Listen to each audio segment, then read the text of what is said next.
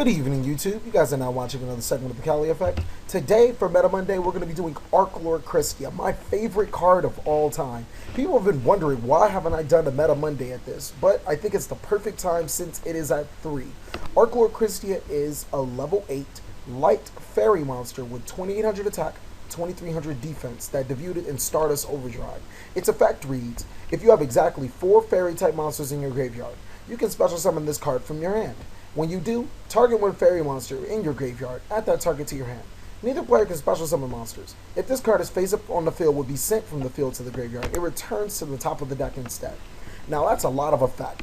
But the two most important things, well 3 actually, if you have exactly 4 fairies, he's an instant special summon. So you get a free 2800 beater if you have 4 fairies. The next thing is that you get to add a fairy, honestly, from your graveyard to your hand. And then neither player can special summon. That is the biggest thing. Neither player can special summon monsters. Archlord Kristya is probably, actually, now that I think about it, I think Archlord Kristya is the strongest.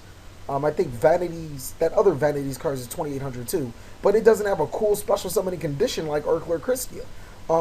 It is the easiest monster to summon if you are using a fairy deck. That negates all special summons. So Archlord Kristya does fit under a nice profile.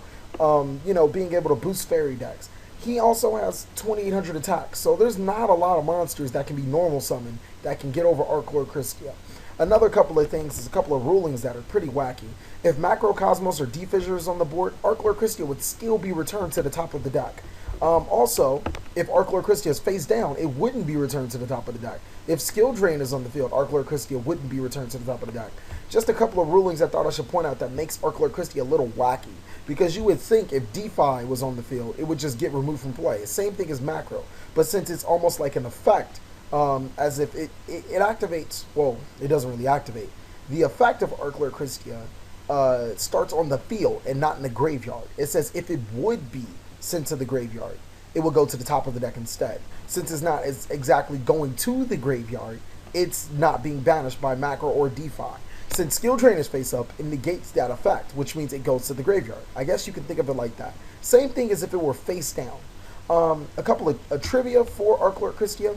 Kristya means follower of Christ, and it actually is Kristya with a C and an H or something like that. Archlord Kristya has a strong reference to Jesus Christ. I don't really want to go into detail, mainly because this isn't a religious channel, but Archlord Kristya has been strongly hinted to Jesus Christ, and it's a lot of things that Konami has made, or the artwork, or what it suggests that he is the follower of Christ. But thank you guys for watching another segment of the TheCaliEffect. Please like, comment, subscribe, but most of all, enjoy.